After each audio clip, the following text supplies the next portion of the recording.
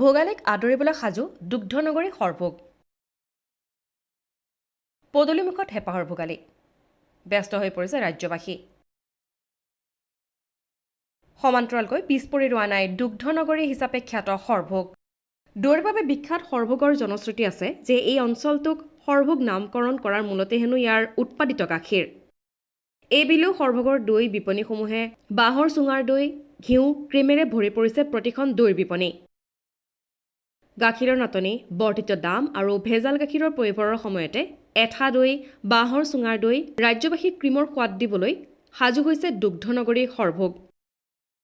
সৰভোগৰ বিপণীসমূহত এতিয়া ভোগালীৰ বাবে প্ৰস্তুত কৰি ৰখা হৈছে বাঁহৰ চুঙাৰ দৈৰ লগতে হাজাৰ হাজাৰ লিটাৰ বেৰা দৈ বাঁহৰ চুঙাৰ দৈ ঘিউ ক্ৰীম আদি এবাৰ প্ৰস্তুতি মানে যোৱাবাৰ যিমান কৰিছিলোঁ এইবাৰো সিমানেই কৰিছোঁ যোৱাবাৰো 1500 মান লিটাৰ কৰিছোঁ দৈ বাঁহৰ চুঙা আৰু পাতিলে মিলি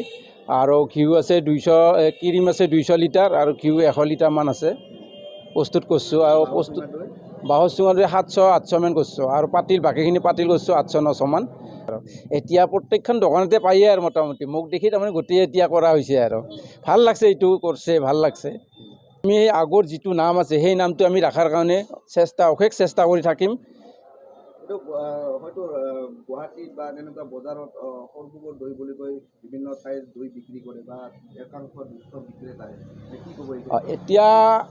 আমাৰ যেকেইখন পাৰ্মানেণ্ট দোকান আছে গাখীৰৰ দোকান সেইকেইখনৰ পৰা বেছি গুৱাহাটীত নেনেই গুৱাহাটীত নি মানে বেচা কিনা নকৰে তাতে কিছুমানে মানে 2-1জন মানে নি বিক্ৰী কৰে আচলতে সৰভোগৰ নাম কৈ বেচে গুৱাহাটীতো কিন্তু সৰভোগৰ গাখীৰ নেই না ক'ৰ নেই নাজানো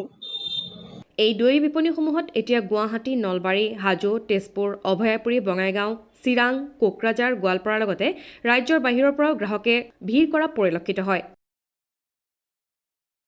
ব্যুৰ ৰিপৰ্ট B24 অসমেনী